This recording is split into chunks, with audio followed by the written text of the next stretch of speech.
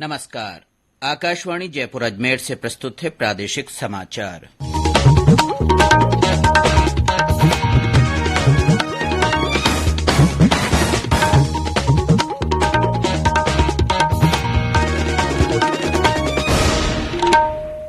समाचारों के साथ मैं अब्दुल हनीफ। प्रधानमंत्री नरेंद्र मोदी ने आज केंद्रीय बजट में घोषित प्रौद्योगिकी आधारित विकास के उपायों के बारे में एक वेबिनार को संबोधित किया। श्री मोदी ने कहा कि विश्व में गेमिंग कारोबार तेजी से बढ़ रहा है। सरकार ने इस बजट में एवीजीसी पर बहुत जोर दिया है। इसमें भी हम बड़ी ताकत बन सकते हैं। प्रधानमंत्री ने कहा कि अब मेडिकल साइंस भी टेक्नोलॉजी ड्रिवन हो गया है। देश की आवश्यकताओं को ध्यान में रखते हुए ज्यादा से ज्यादा उपकरणों का निर्माण भारत में हो। इसमें टेक्नोलॉजी के इस्तेमाल की ओर हमें ध्यान देना होगा। गौरतलब है कि इस वर्ष केंद्रीय बजट में की गई घोषणाओं को प्रभावी तरीके से लागू करने के लिए केंद्र सरकार विभिन्न क्षेत्रों के बारे में वेबिनार श्रृंखलाएं आयोजित कर रही है। संयुक्त प्रवेश परीक्षा जेईई मेन 2022 के लिए परीक्षा कार्यक्रम की घोषणा कर दी गई है। मुख्य परीक्षा का आयोजन राष्ट्रीय परीक्षा एजेंसी द्वारा 2 सत्रों में किया जाएगा।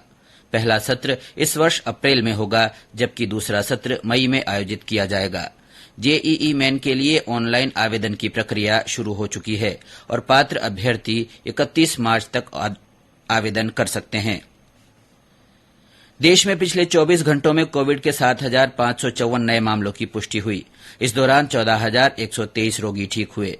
अब तक 4 करोड़ 23 लाख से ज्यादा लोग संक्रमण मुक्त हो चुके हैं। स्वस्थ होने की दर बढ़कर 98.6% हो गई है। सक्रिय मरीजों की संख्या घटकर 85,680 रह गई है। वहीं प्रदेश में कल कोरोना संक्रमण के 318 नए मामले सामने आए। वहीं 407 मरीजों के ठीक होने के साथ ही सक्रिय मामलों की संख्या कम होकर 4,046 रह गई है।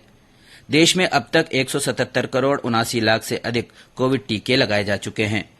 प्रदेश में अब तक 9 करोड़ 87 लाख 98 हजार से अधिक कोविड टीकाकरण हो चुका है। 5 करोड़ 37 लाख से ज्यादा को पहली और 4 करोड़ 37 लाख से अधिक को दूसरी डोज दी जा चुकी है। और अब आजादी का अमृत महोत्सव से जुड़े समाचार। आजादी का अमृत महोत्सव।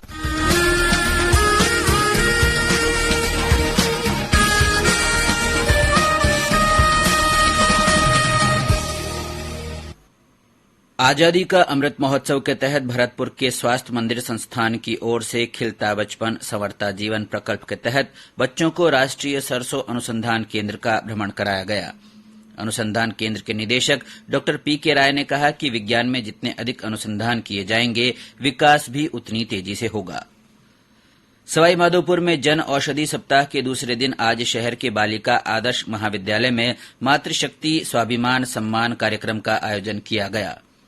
इसमें स्त्री रोग विशेषज्ञ डॉ नीरज बत्रा ने छात्राओं को महिला रोग से संबंधित समस्याओं और उनके निदान के बारे में जानकारी दी।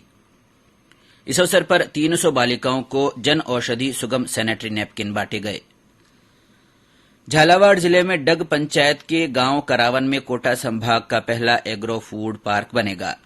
करावन में 100 बीघा भूमि में इसका निर्माण किया जाएगा।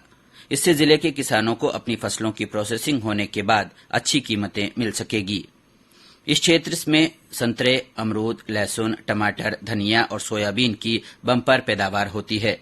पार्क को कृषि विपणन, कृषि और उद्योग विभाग विकसित करेंगे। वरिष्ठ पत्रकार और स्तंभकार जयप्रकाश चौकसे का आज निधन हो गया। वे 83 वर्ष के थे। पिछले कुछ दिनों से गंभीर रूप से बीमार चल रहे थे। लोकसभा अध्यक्ष ओम बिरला और मुख्यमंत्री अशोक गहलोत ने ट्वीट के माध्यम से संवेदना व्यक्त की है।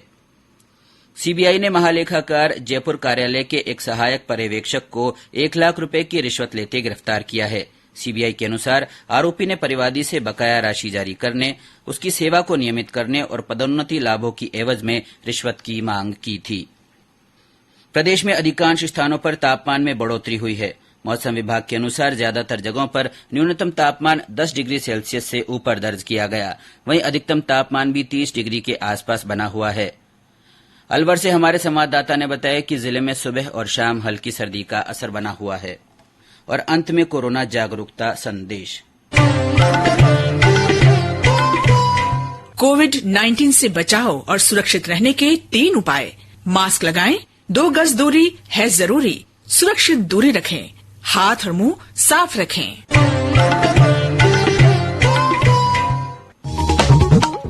इसी के साथ प्रादेशिक समाचार बुलेटिन समाप्त हुआ। नमस्कार।